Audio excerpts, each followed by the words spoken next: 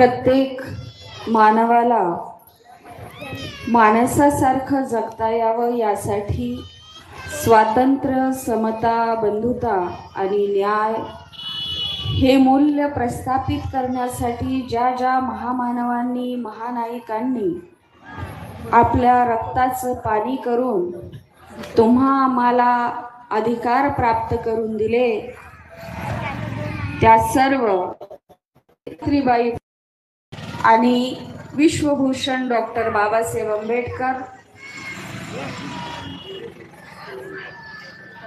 या मंचकावर उपस्थित असलेले डॉक्टर साहेब, बोरकर साहेब, लाडे मॅडम, आम्ही त्यांना तिकडे म्हणजे वेगळ्या सरनेमनी ओळखतो, पण इथे ओळखत असलेल्या घोडेस्वार मॅडम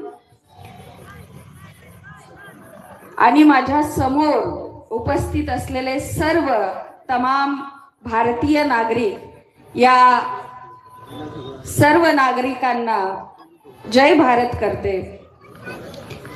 कारण आज जो आपण दिवस साजरा करत आहोत तो भारतीय संविधान हा राष्ट्रीय सण आहे।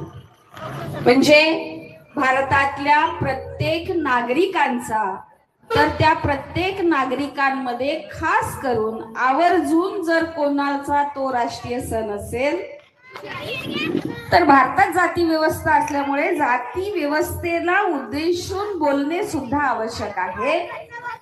तर जे लोक या देशामध्ये खालच्या स्तराला होते, ज्यांची स्थिती ही खूप निम्न होती, असे ओबीसी, एससी, एसटी, एनटी, बीजेएनटी आणि याच्यातून धर्म परिवर्तित झालेले, तसेच सर्व महिला यांचा हा आवर्जून राष्ट्रीय सण आहे। म्हणजे आपल्याला माहित असलं पाहिजे की कुणाकुणाचा आहे। जे जे लोक या व्यवस्थेमध्ये खास करून जर सर्वात खालच्या स्तराला पिडलेले असतील ते म्हणजे ओबीसी। आता मी असं का म्हटलं, तर ज्यांना गरज असते तो लढत असतो आणि लढतो, तर त्या 108 वर्षाचा जो संघर्ष आहे, 108 वर्षाच्या संघर्षामध्ये एससीचा एकच माणूस आहे। 108 वर्षाच्या संघर्षामध्ये एससीचा एकच माणूस आहे आणि ओबीसीचे जर आपण मोजले तर त्याच्यामध्ये 3 माणसं आहेत, ज्यामुळे भारताचं संविधान आम्हाला मिळालं। तो संघर्ष 108 वर्षाचा आहे आणि त्याच्यामध्ये ज्योतिराव फुले, सावित्रीबाई फुले आणि शाहू महाराज आणि मग 4थ्या नंबरवर बाबासाहेब आहेत। म्हणजे या 4 लोकांमुळे आणि त्याच्यातही 3 ओबीसी आहेत। म्हणजे आवश्यकता जी आहे ती ओबीसी समाजाला का होती, कारण एससी आणि एसटी हा वर्णबाह्य समाज होता। जो वर्णबाह्य समाज होता त्याला जास्त त्रास होत नाही, पण जो वर्णामध्ये असेल त्याला मनुस्मृती नावाचा जो त्यावेळेचं कायद्याचं पुस्तक होतं, त्या कायद्याच्या पुस्तकाने सर्वात जास्त गुलामीची जी नियमावली लिहून ठेवली होती ती कोणत्याही एससी साठी लिहिलेली नव्हती, ती कोणत्याही एसटी साठी सुद्धा लिहिलेली नव्हती, तर ती पूर्णपणे ओबीसी साठी लिहिलेली होती की तुम्हाला सेवा कोणाची करायची आहे। तर सेवा धर्म जो आहे तो ओबीसींचा होता आणि तिन्ही वर्णाची सेवा ह्या ओबीसी समाजाला करायची होती। आणि हे लोक म्हणजे त्यांना स्पष्ट की 108 वर्षाचा जो संघर्ष झाला, त्या 108 वर्षाच्या संघर्षाचं फलित म्हणजेच संविधान आहे। तर ज्या समाजामध्ये पूर्वीपासून आपण पाहत आलो आहे की समाज जीवन इको कमी करा प्लीज, जे समाज जीवन चालवावं लागतं त्यासाठी नीती नियमांची गरज असते आणि म्हणून त्या त्या वेळेस तो समाज तशा प्रकारचा दस्तावेज बनवत असतो. सर्वप्रथम विनय पीठक नावाने जो दस्तावेज तयार झाला, त्या पद्धतीने समाज चालवण्यासाठी विनय पीठकाची गरज पडली. त्या समाजाने तो दस्तावेज तयार केला. त्याच्यानंतर दुसरा जो समाज आहे त्याला असं वाटतं की तेथील समाज चालवण्यासाठी अशा नियमांची गरज आहे, म्हणून हदीस आणि शरीयतच्या माध्यमातून त्या समाजाने तो दस्तावेज निर्माण केला. तसंच भारतामध्ये शासक वर्गाला वाटलं की आपल्यालाही या भारताला चालवण्यासाठी आपल्याला एका नियमांची गरज आहे, म्हणून त्यांनी मनुस्मृती नावाचा ग्रंथ लिहून इथल्या लोकांना नियमांमध्ये टाकलं. संविधान नंतर आहे, हेही काय आहे, हेही विधानच आहे ज्याच्या माध्यमातून समाजाला संचालित केलं जातं. आणि वेळोवेळी सर्व समाजाला ती आवश्यकता वाटली आणि त्यांनी अशा प्रकारचा दस्तावेज आपापल्या काळामध्ये निर्माण केला, ज्याच्यामध्ये विनय पीठक आहे, हदीस शरीयत आहे, त्याच्यानंतर मनुस्मृती आहे. आणि जेव्हा आधुनिक काळ आला, त्या आधुनिक काळामध्ये लोकशाही हळूहळू वाढत होती आणि त्या लोकशाही वाढणाऱ्या देशांमध्ये परिवर्तन घडत गेलं आणि त्यांनी काही मानवी मूल्य निर्माण केले. आणि मग जागतिक लेवलवरचे जेव्हा मूल्य निर्माण झाले, त्या जागतिक लेवलच्या मूल्यानंतर सगळ्यांना कळलं, जगातल्या सर्व लोकांना म्हणजे वाटलं की स्वातंत्र्य हा माणसाचा सर्वात पहिला अधिकार असायला पाहिजे, मानवाला समतेचा अधिकार असायला पाहिजे, मानवाला न्यायाचा अधिकार असायला पाहिजे. या गोष्टीसाठी प्रत्येक जगातल्या लोकांनी मग हळूहळू धार्मिकतेतून निघून सामाजिक दृष्टीने विचार करून आणि आपल्या देशाची कशी चांगली प्रगती होईल याच्यासाठी संविधान हे बनवण्याचा प्रयत्न केला. काही लोकांनी अलिखित संविधान बनवलं, तर काही लोकांनी लिखित संविधान बनवलं. आता भारताचं संविधान एवढं मोठं का झालं? कारण भारतामध्ये राष्ट्र नावाची संकल्पना ही आजही नाहीये बरं का. राष्ट्र नावाचं जर संकल्पना विचार केला तर 6,500 राष्ट्र इथं होऊ शकतात अशी परिस्थिती आहे. म्हणजे मी विचार करते की एखाद्या देशामध्ये जर आपण भारताच्या बाहेर विदेशामध्ये गेलं तर संविधान लिहिणं खूप सोपी आहे. एकतर काय असतं की एकाच वंशाचे लोक असतात, खूप झालं तर 2 वंशाचे लोक असतात, म्हणून तिथे संविधान लिहिणं खूप कठीण नसतं. पण ज्या देशामध्ये साडे युनिव्हर्सिटीमध्ये अभ्यास केलेलाच माणूस असावा लागेल, हे ऐऱ्या गैऱ्या नत्तू खैऱ्याचं काम नाही आहे. आणि म्हणून जगातल्या लोकांनी म्हणजे इथे भरपूर लोक असं म्हणतात की काँग्रेसनी बाबासाहेबांना आपल्या कमिटीमध्ये घेतलं आणि म्हणून बाबासाहेबांना संधी मिळाली की या देशातलं संविधान लिहिता येईल. त्याच काँग्रेसनी म्हटलं होतं संविधान सभेवर आम्ही डॉक्टर आंबेडकरांना येऊ देणार नाही. या संविधान सभेचे दरवाजेच काय तर खिडक्या सुद्धा बंद करू. पण बाबासाहेब हे जागतिक विद्वान होते. जवाहरलाल सारखे, गांधी सारखे हे भारतीय विद्वान नाही होते. मी त्यांनाही विद्वानच म्हणत आहे, पण बाबासाहेब हे जागतिक विद्वान होते. त्याचा प्रत्यय आम्ही भारताचे लोक याच्यातच आलेला आहे. तर जागतिक विद्वान असल्यामुळे सगळ्यांना माहिती होतं की इंग्रज या देशातून जाणार आहेत. त्या संधीचा फायदा गांधीजीने पण घेतला. क्विट इंडिया म्हणजे मुवमेंट राबवली. पण प्रत्यक्षामध्ये सगळ्यांना माहिती होतं दुसरं महायुद्ध झालेलं आहे आणि अनेक देश इंग्रज हे स्वतंत्र करणार आहेत. पण बाबासाहेबांनी म्हटलं की जर तुम्ही संविधान बनवत असाल आणि त्या संविधानामध्ये माझा जो समाज आहे, माझा समाज अर्थात SC, ST, OBC, NT, BJNT, SBC आणि मायनॉरिटीज, हे लक्षात असायला पाहिजे, कारण याचं प्रतिनिधित्वच बाबासाहेबांनी केलेलं आहे. म्हणून बाबासाहेबांचा जो समाज आहे SC, ST, OBC, NT, BJNT, SBC आणि याच्यातून धर्म परिवर्तित झालेला जो समाज आहे, याच्यासाठी जर संविधानामध्ये हक्क आणि अधिकार नसेल तर या संविधानाला आम्ही विरोध करू. आणि म्हणून काँग्रेसला माहिती होतं की इंग्रजांशी आपण लढू शकतो, बाबासाहेबांच्या बुद्धिमत्तेशी आपण लढू शकणार नाही. एकदा बाबासाहेबांनी दस्तावेज केला, तो राबवायचा की नाही राबवायचा तो आपल्या हातात आहे. कारण एखाद्या माणसाला आयुष्य किती मिळू शकते याची वयोमर्यादा असते आणि ती वयोमर्यादा संपल्यानंतर आपल्या हातात जर असेल तर नंतर ठरवू. म्हणून बाबासाहेबांना संविधान सभेवर घेण्यात आलं.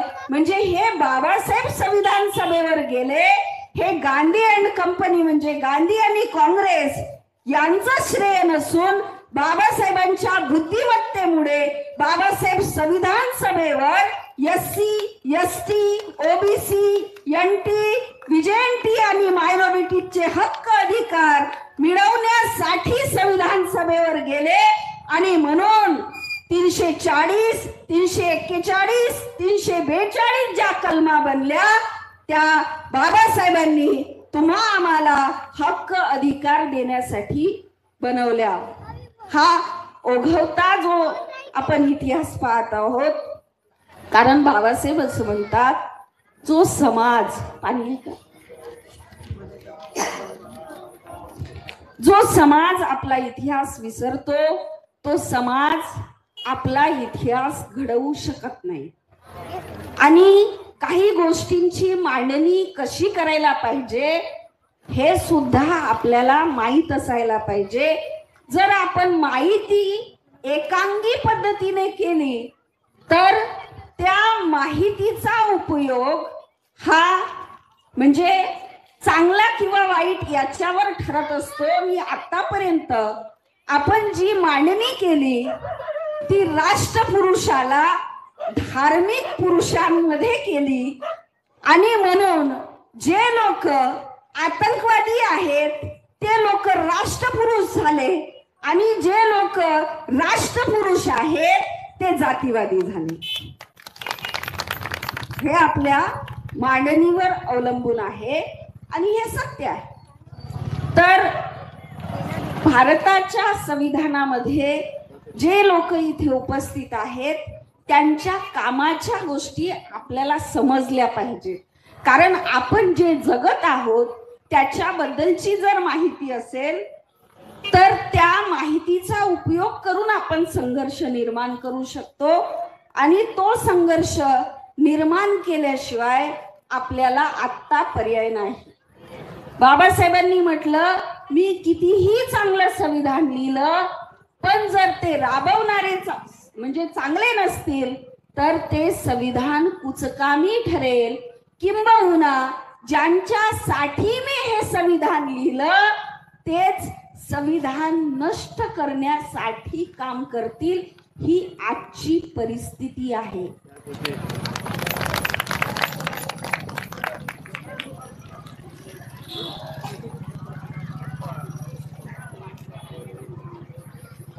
मग आजची परिस्थिती काय आहे?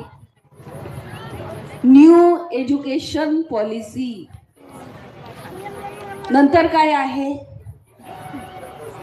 कामगार कायदे. बाबासाहेबांनी काय कोणते कायदे केले होते? मजूर कायदे. आता कोणते कायदे आले? कंपनी कायदे. म्हणजे मॅडमला थोडं वाईट वाटेल पण सत्य बोललं पाहिजे. कारण ज्या महापुरुषांना आपण मानतो जर आपण सत्य बोललो नाही तर आपण चळवळ चालवू शकत नाही. जे कायदे कामगारांचे होते ते कायदे सरकारी असलेल्या सर्व कर्मचाऱ्यांचे होते. पण सरकारी कर्मचाऱ्यांना बघा, शिक्षित वर्ग आमचा, सरकारी कर्मचाऱ्यांना वाटलं हे कामगारांचे कायदे आहेत, आम्ही कामगार कुठे आहे?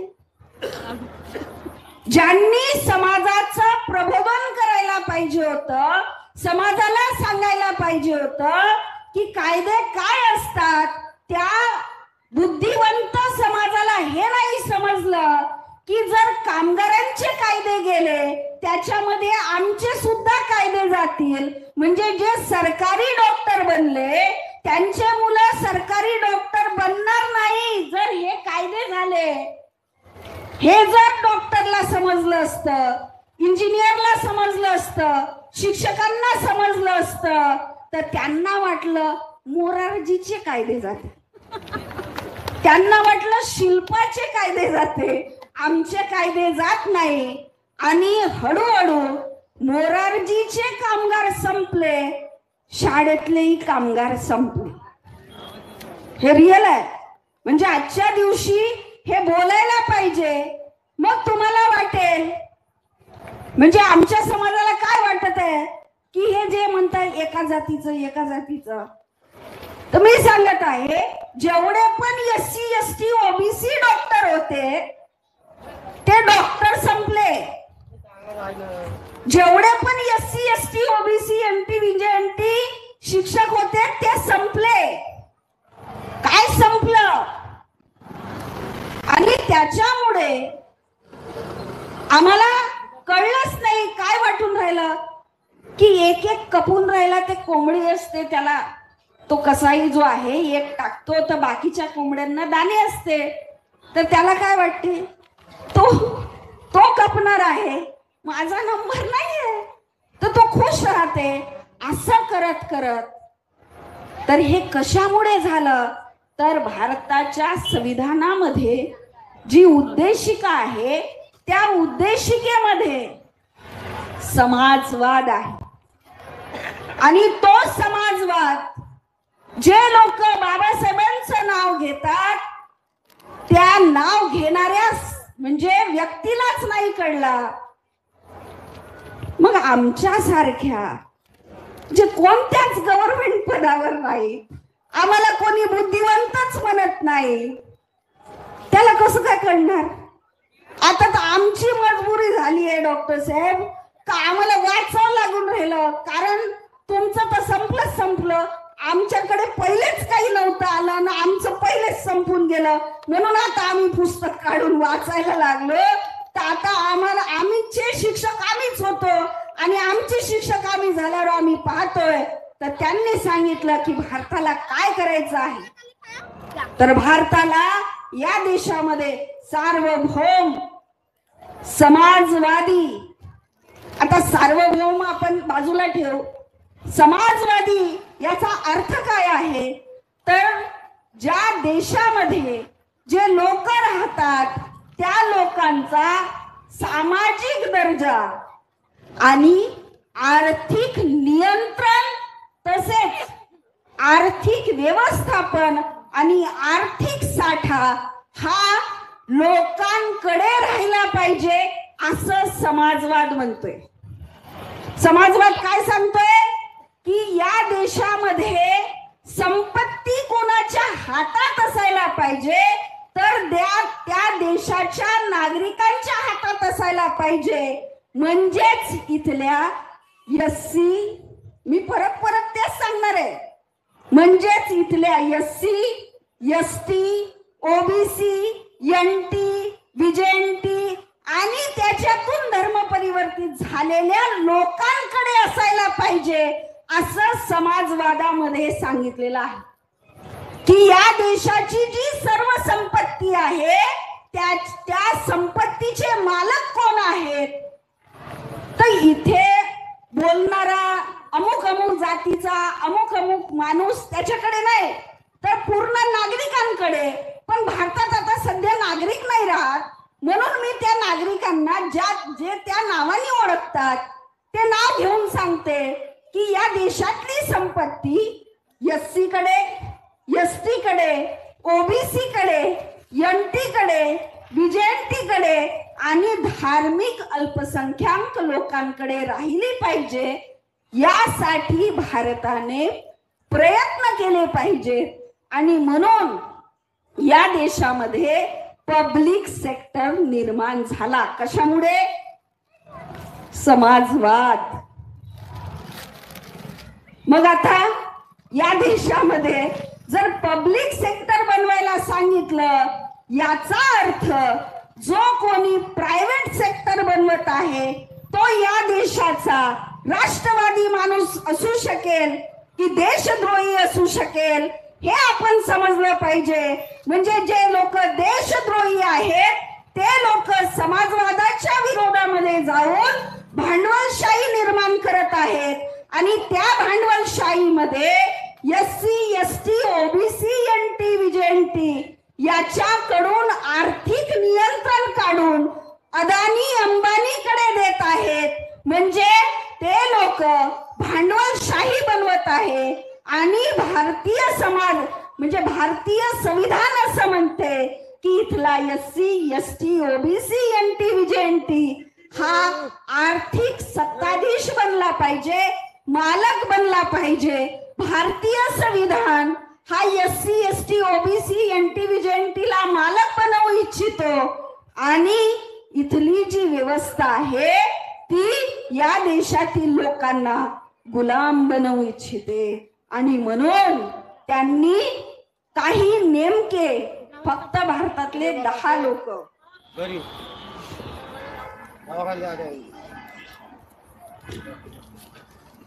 बोलू ना,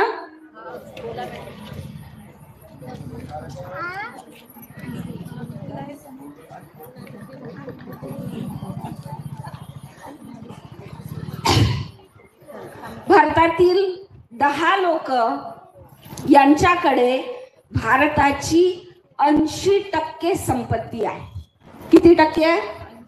80% संपत्ती आहे। उरलेली 20% कुठे आहे तुम्हाला कळेलच। म्हणजे इथला जो सामान्य एससी, एसटी, ओबीसी आहे त्यांच्याकडे पूर्ण भारतातल्या 85% लोकांकडे 1% संपत्ती आहे भारताची आणि जे 10 लोक आहेत ते 4-5 देशाची जेवढी जीडीपी आहे तेवढी संपत्ती त्यांच्याकडे आहे। अशा प्रकारची व्यवस्था समाजवादामध्ये येत नाही आणि म्हणून पुढे भारताच्या संविधानामध्ये सांगितलं आहे की हा समाजवाद स्थापित करण्यासाठी तुम्हाला काय करायचं आहे तर गणराज्य लोकशाही। लोकशाही कशासाठी पाहिजे आहे तर तुम्हाला समाजवाद स्थापित करायचा आहे, म्हणून गणराज्य लोकशाहीची आवश्यकता आहे। आणि या गणराज्य लोकशाहीमध्ये काय होणार आहे तर जी तुमच्याकडे संपत्ती आहे त्याच्यावर नियंत्रण करण्यासाठी तुम्ही सर्वच्या सर्व लोक नियंत्रित करू शकत नाही, म्हणून तुमच्यापैकी काही प्रतिनिधींना ती नियंत्रित करण्यासाठी पाठवायची आहे। म्हणजे जेणेकरून ती संपत्ती तुमच्याकडे नियंत्रित राहील आणि त्याच्यासाठी निवडणूक आहे आणि प्रतिनिधी आहे। किती लोकांना कळते की निवडणूक कशासाठी आहे आणि जनप्रतिनिधी कशासाठी आहे? आमच्या भारतामध्ये मटन प्रतिनिधी आहे, चिवडा प्रतिनिधी आहे ना, दारू प्रतिनिधी आहे, पैसा प्रतिनिधी आहे, पण जनप्रतिनिधी नाही। हे कळत नाही आणि मग कळत नाही। काही लोक म्हणतात आपणच आपण, मी असं म्हणते जबाबदारी बुद्धिवंताची असते, भैताळ लोकांची नाही। जे भैताळ आहेत त्या लोकांना जबाबदार बनवण्याचं काम बुद्धिवंत वर्ग करत असतो। ही चूक आपली आहे त्या चुकीला आपल्याला दुरुस्त करावं लागेल, कारण बुद्धिवंत वर्ग समाजाचं प्रतिनिधित्व करत असतो आणि तो प्रतिनिधित्व करताना फक्त जय भीम आणि संविधान, जय भीम आणि संविधान, जय भीम आणि संविधान एवढंच बोलेल. कसं काय जागरण होईल? होऊच शकत नाही. म्हणजे त्या ओबीसीला माहीतच नाही का त्या दस्तावेज मध्ये त्याच्यासाठी काय आहे. मोरारजी वाचली असती. इवन मोरारजीतल्याच कामगारांनी गव्हर्नमेंट सेक्टर मध्ये परिवर्तित केलं असतं जर त्यांना संविधान माहिती असतं. या इथल्या शिक्षकांना संविधान माहिती असतं तर 62,000 शाळा ह्या गव्हर्नमेंट बंदच करू शकला नसता, असा GR काढला नसता. आम्ही या संविधानाच्या माध्यमातून मोठे मोठे मोर्चे केले, इवन मुंबई पर्यंत गेलो. त्याच्यामुळे तो GR आता थांबला आहे. याचा अर्थ तो पुढे लागू होणार नाही असं होत नाही. कारण या देशामध्ये साहेब बोलले की जेव्हा न्याय देण्याची वेळ येते तेव्हा संविधानाची पुस्तक ओपन करून पाहण्यात येते. पण हे आता हल्लीचे जेवढे निर्णय देण्यात येत आहे तेव्हा संविधानाच्या पुस्तकाचा उपयोग करताना ही इथली न्याय व्यवस्था दिसत नाही. ती काय म्हणते?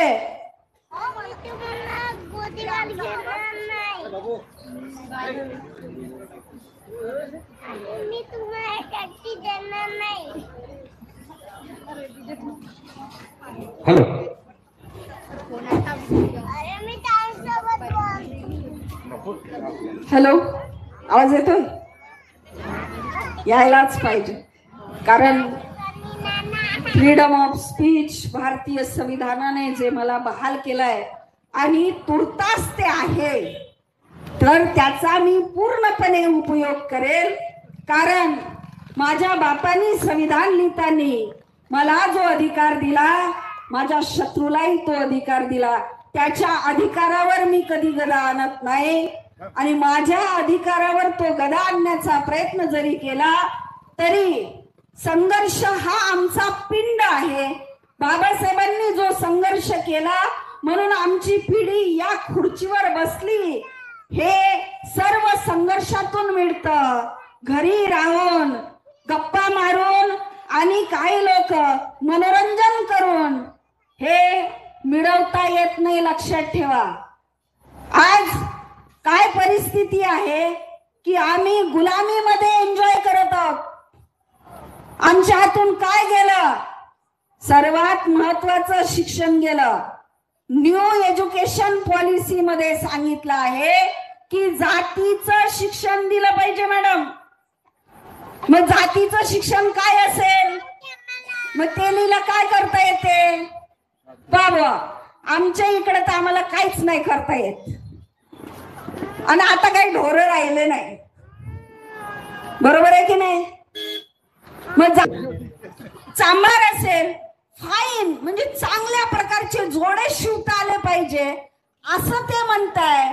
आणि बाबासाहेबांनी जी एज्युकेशन पद्धती आणली होती त्या एज्युकेशन पद्धतीमध्ये जो जुते शिवणारा व्यक्ती आहे, तेल काढणारा व्यक्ती आहे, नांगर हाकणारा व्यक्ती आहे, त्याला कलेक्टर बनवण्याची प्रक्रिया त्या एज्युकेशन सिस्टम मध्ये होती.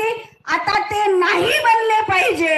अशा प्रकारची एज्युकेशन सिस्टम आपल्याकडे 2020 ची जी न्यू एज्युकेशन पॉलिसी आहे ती आली आहे. आता 50,000 रुपये फी देऊन आपण जे शिकवत आहोत त्या शिकलेल्या पिढीला कलेक्टर है ना, ऑफिसर्स बनवणं, सरकारी डॉक्टर, सरकारी इंजिनियर बनवणं. सरकारी डॉक्टरचा, सरकारी इंजिनियरचा किती पगार असतो? आता आमचे मुलं MBBS शिकून त्या नागपूरला, जास्त दूर नका जाऊ, 24 तास काम करून 10-20 हजार रुपये मिळत आहे. म्हणजे इतकं शिकून MBBS करू नये याच्यासाठी नीट सारखी एक्झाम आहे, ज्यामध्ये तुम्ही काहीच मिळवलेले अंक नसेल, पण ज्यांच्याकडे पैसे आहे ते लोक डॉक्टर होऊ शकतात. मजाक गोष्ट आहे का डॉक्टर? हा या प्रत्येक व्यक्ती जो जो देव मानतो त्याची कॉन्सेप्ट डॉक्टरकडे बघण्याची कशी आहे की देवाविषयी काय श्रद्धा आहे लोकांची, की देव हा तारणार आहे, वाचवतो. तसंच डॉक्टरही काय करतो, तो सुद्धा तारणार आहे, वाचवतो. आणि अशा माणसाला काहीच येणार नाही तसे माणसं जर डॉक्टर बनले तर या देशामध्ये आपल्यासोबत आर्टिकल 21 जीवन जगण्याचा अधिकार शिल्लक राहील का? मग हा अधिकार ओबीसीचा अधिकार नाहीये, हा अधिकार मुस्लिमांचा नाहीये, हा अधिकार बौद्धांचा नाहीये, हा अधिकार ख्रिश्चनांचा नाहीये, हा अधिकार ओबीसीचा नाहीये, एनटीचा नाहीये. काय लोक आहेत आमच्या देशामध्ये की आपल्या स्वतःच्या अधिकारात प्रति सुद्धा या भारतातला नागरिक संवेदनशील नाही.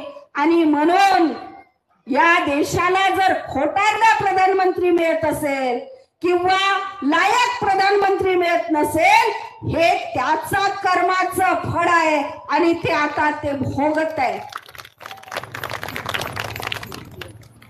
काय अमेरिका विचार करत आहे, काय सांगत आहे, आपल्या देशाबद्दलचे कशा पद्धतीचे लोक बोलत आहेत, सगळीकडे भारताची थूथू होत आहे.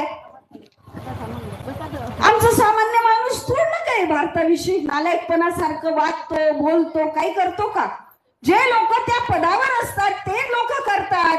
पण नुसत्या प्रधानमंत्र्याला गृहीत धरले जात नाही, सर्व भारताला, भारतात जेवढे लोक असतात त्या सगळ्या लोकांना गृहीत धरल्या जातं. आणि मग विचार करायला पाहिजे, जागतिक लेवलवर आमच्या महापुरुषांनी भारताची स्थिती कशी बनवली आणि इथल्या शासक वर्गाने आमची स्थिती कशी बनवली, हे जिथपर्यंत आपण समजणार नाही.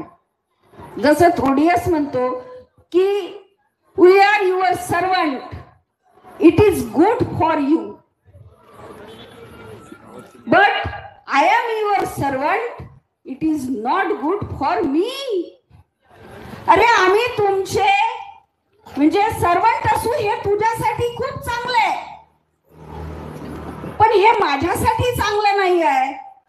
पण या देशामध्ये जो मनुस्मृतीचा कायदा होता की बिना पैशाने तुम्ही सेवक असला पाहिजे, तर या देशामध्ये तेच मनुस्मृतीचा कायदा आजही काम करत आहे. सर्व ओबीसी बांधवांना माझा जोपर्यंत आवाज जात आहे तोपर्यंत ऐका. आज तुमच्या माध्यमातून, कारण संख्या ज्याची जास्त असते त्याच्यानुसार त्यांचे प्रतिनिधी असतात. मग जर या देशामध्ये गुलामगिरी लादणारे प्रतिनिधी जर निवडून आले असतील तर त्याला कारणीभूत तोच समाज असतो. आणि तुमच्या मुलांचं जे शिक्षण गेलं त्याला कारणीभूत नेणारा नसून तुम्ही जो निवडून दिला त्या निवडून दिलेल्या प्रतिनिधीला तुम्ही काय म्हणत आहे, अरे मला शिक्षण नकोय, मी शिक्षण शिकून काय करेल, मला कलेक्टर होण्याची गरज नाहीये, मला डॉक्टर नाही पाहिजे, मला IPS व्हायचं नाहीये, मी काय होईल, मी फक्त तुझा गुलाम होईल. आणि ते शासकाला चांगलं वाटते, मग तो तुमची गुलामी कशी काय तोडेल, कशी मोडेल? मोडणारच नाही. मग ती तुमची गुलामी आहे, ती तुमच्यासाठी हानिकारक आहे. तर ती गणराज्य लोकशाहीच्या माध्यमातून तुम्हाला पैशाचा प्रतिनिधी नाही, मटणाचा प्रतिनिधी नाही, चिवड्याचा प्रतिनिधी नाही, तर शिक्षणाचा अधिकार देणारा प्रतिनिधी निवडून द्यावा लागेल. तुमच्याकडे आर्थिक संपत्तीचा साठा मिळवून देणारा प्रतिनिधी निवडावा लागेल. तुम्हाला नोकऱ्या देणारा प्रतिनिधी निवडून द्यावा लागेल. इवाना, जे तुमचं पब्लिक सेक्टर आहे ते पब्लिक सेक्टर मजबूत करून, ज्याच्या माध्यमातून नवरत्न सारख्या कंपन्या उभ्या राहिल्या होत्या आणि आपण आर्थिक स्थितीने मजबूत राहिलो होतो, तशा कंपन्या बनवल्या तर एकही व्यक्ती बेरोजगार राहणार नाही. तर तुम्हाला आम्हाला काय करायचं आहे, तर या देशामध्ये हा समाजवाद प्रत्येक SC ST OBC NT VJNT ला समजावून सांगायचा आहे. आणि मला नाही वाटत की याला कोणीतरी विरोध करेल, कारण बाबासाहेब जे आहे ते एखाद्या विशिष्ट वर्गाचा विचार करणारे नव्हते. जर असं असतं तर OBC ला अधिकार मिळावेत, तुम्ही देत नाहीत म्हणून काँग्रेसच्या या कमिटीमधून राजीनामा देणारे बाबासाहेब आहेत. आणि लक्षात ठेवा, जोपर्यंत OBC ला मिळणार नाही इतरांना मिळू शकत नाही. कारण जास्त संख्येचा, तुम्हाला माहिती आहे की SC ला जेव्हा रिझर्वेशन होतं आणि त्याच्यामध्ये क्रिमिलेअरची अट नव्हती, पण OBC ला होती.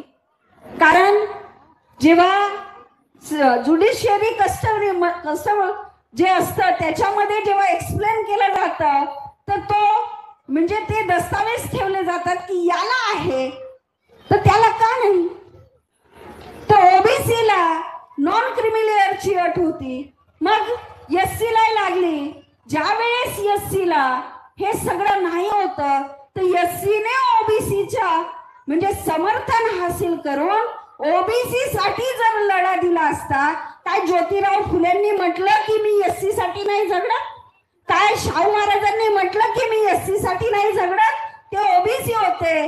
म्हणून बाबासाहेबांनी म्हटलं का OBC ला की मी तुमच्यासाठी नाही झगडत, झगडले ना, अधिकार दिलेत ना.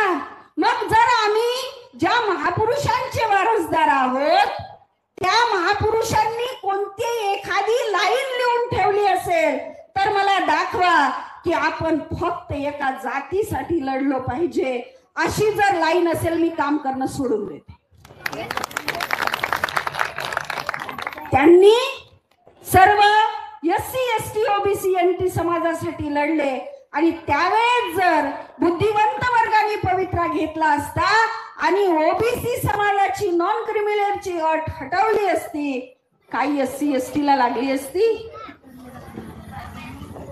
तुम्ही सुद्धा संविधान फक्त चक्रवाल्या घरामध्ये जाऊन समजावून सांगताय आणि मग म्हणताय ऐकत नाही. मी आजपर्यंत जेवढ्या पण OBC मध्ये गेले असेल, काम केलं असेल, मी माझ्या घरी आहे तोपर्यंत मी धार्मिक आहे. ज्या वेळेस मी दरवाजात पाय ठेवते, हा जो सर्व SC ST OBC समाज आहे त्याचा DNA आहे, L3MN आहे, तो माझा DNA आहे आणि हा भारतीय DNA आहे. आणि म्हणून मी भारताची आहे आणि म्हणून मी भारतासाठी काम करणारी आहे. म्हणून मी तुम्हाला सांगते की SC ST OBC समाज हा ऐकतो, त्यांना ऐकवण्यासाठी त्याची लढाई लढणं आवश्यक आहे, जे आमच्या महापुरुषांनी केलं. जर ती लाईन लेंथ सोडली तर मग आपल्या वाट्याला हे सगळ्या गोष्टी पाहायला मिळतील.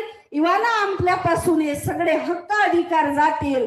म्हणून मी इथे बसलेल्या प्रत्येक व्यक्तीला म्हणते, जर तुम्हाला हे भारतीय संविधान पाहिजे आहे, बरोबर आहे, पाहिजे असेल तर काम करा, नाही पाहिजे असेल तर बायकांनी मस्त दिवसभर TV सिरियल पहा, काही हरकत नाही. तुम्हाला शिक्षण नाही मिळालं चालते.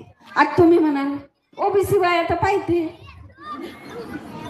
आता काही लोक मग OBC लोक, अरे OBC लोक, मी काय म्हटलं पहिलेच, बुद्धिवंत वर्ग काम करतो. मी असं म्हटलं का? जो नासमज आहे तो काम करतो. त्यावेळेस ज्योतिराव फुलेंच्या काळामध्ये ओबीसी हा बुद्धिवंत वर्ग होता आणि मग तो काम करत होता. शाहू महाराजांच्या काळामध्ये ओबीसी हा बुद्धिवंत वर्ग होता, तो काम करत होता आणि म्हणून बाबासाहेब निर्माण झाले. मग बाबासाहेबांनी काम केलं तेव्हा एससी हा बुद्धिवंत वर्ग आलाय. आता पुन्हा तुम्हाला बुद्धिवंत वर्ग ओबीसी समाजामध्ये निर्माण करावा लागेल. आणि मी म्हणते ज्याच्या फायद्याची गोष्ट आहे तो तो करण्यासाठी समर्थच असतो, तो काम करतोच. फक्त त्याला फायदा समजावून सांगावा लागतो. या देशामध्ये नौटंकीबाज लोक नुकसान फायद्यासारखं समजावून सांगतात तर त्याच्या बरोबर जातात. जर आपण त्याच्या फायद्याची गोष्ट चांगल्या प्रकारे समजून सांगितली काय ते स्वतःच्या फायद्यासाठी काम नाही करणार? नक्कीच करतील. आणि म्हणून पूर्ण महाराष्ट्राच्या बाहेर सर्व ओबीसी समाज आता समजलेला आहे. पण महाराष्ट्रामध्ये RSS नावाचं संघटन हे इतक्या तीव्रपणे जातीवाद पेरतो पोसतो आणि त्याच्यामुळे महापुरुषांच्या विचारापासून तो वेगळा करतो. कारण जर या देशामध्ये तुकाराम महाराजांची खरी खुरी गाथा जर आपण वाचली तर तुकाराम महाराजांनी जे सांगितलं तेच संविधानामध्ये आहे आणि तेच करायचं आहे. हे जर त्या दिवशी इथल्या ओबीसींना कळालं तर ते निश्चितपणे करतील. म्हणून तुकाराम महाराज हे सर्वांना समजले पाहिजे. कारण त्या लोकांनी शिवाजी महाराजांसारखं या देशामध्ये रयतेचं राज्य करण्यामध्ये तुकाराम महाराजांचा वाटा आहे. आणि म्हणून प्रकरण 15 शिवाजी महाराजांना बाबासाहेबांनी अर्पण केलं आणि इथल्या सत्ताधारी लोकांना सांगितलं की या देशामध्ये राजा कसा असायला पाहिजे, सत्ताधारी कसा असायला पाहिजे, शासक कसा असायला पाहिजे, तर शिवाजी महाराजांसारखा असायला पाहिजे जो शेतकऱ्याच्या भाजीच्या देठाला सुद्धा नुकसान करणार नाही. असा जर राजा असेल तर इथली सर्व जनता ही खुशाल असेल. पण राजा मात्र अजूनपर्यंत या लोकशाहीमध्ये शिवाजी महाराजांसारखा भेटला नाही. आणि म्हणून या देशामध्ये भाजीचं देठ सोडा, जो भाजी उगवतो तो शेतकरी त्या गळफास लावून मरत आहे. तर याचा अर्थ असा आहे की शेतकऱ्याने आता पुढे येऊन बळीराजाचं राज्य निर्माण करावं लागेल. तो बळीराजा पुन्हा पाताळातून आपल्याला या पृथ्वीवर आणावं लागेल अशी शपथ घेऊया. तेव्हा कुठे इथला शेतकरी, इथला विद्यार्थी, इथली युवती, इथला तरुण हा सुखा समाधानाने जगेल. या प्रसंगी मी एवढंच बोलते आणि इथेच थांबते. संविधानाच्या खूप खूप शुभेच्छा. धन्यवाद. जय भारत. हॅलो, धन्यवाद मॅडम. तुम्ही खूप छान मार्गदर्शन केलं. आणि आज 26 नोव्हेंबर हा संविधान दिवस आपण इथे साजरा करून राहिलो. मॅडम, जी व्यक्ती संविधानाचा विरोध करते, जी व्यक्ती संविधानाचा विरोध करते आणि तेच संविधान त्या माणसाचं रक्षण करते, एवढं मोठं एवढं चांगलं संविधान आहे. धन्यवाद मॅडम. यानंतर मी आमच्या कार्यक्रमाला लाभले माननीय प्रकाश भाऊ नागपुरे, कृषी उत्पन्न बाजार समिती उपाध्यक्ष, लेख का होईना ते कार्यक्रमात बोलल्यानंतर येतात. त्यांचं स्वागत विलासजी गायकवाड करतील अशी सुनीलजी गायकवाड करतील अशी मी त्यांना विनंती करतो.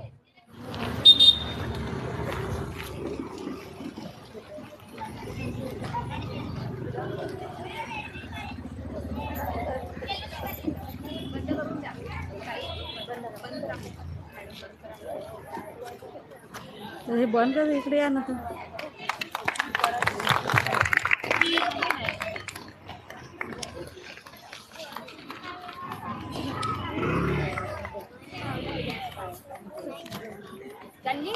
आणि ह्या कार्यक्रमाला मॅडमनी एवढं छान मार्गदर्शन केलं आणि मला तरी वाटते आपण सांगितलं काम करत नाही, आपण ऐकल्यापुरता कोणतंच काम करत नाही. मॅडमनी इतके छान मार्गदर्शन केलं, कोणीही टाळ्या वाजवल्या नाही. कारण टाळ्या वाजवल्या नाही आणि आपल्याला एवढं छान मार्गदर्शन केलं. आपलं कर्तव्य आहे की त्यांच्या टाळ्यांनी चांगलं स्वागत करावं. ठीक आहे.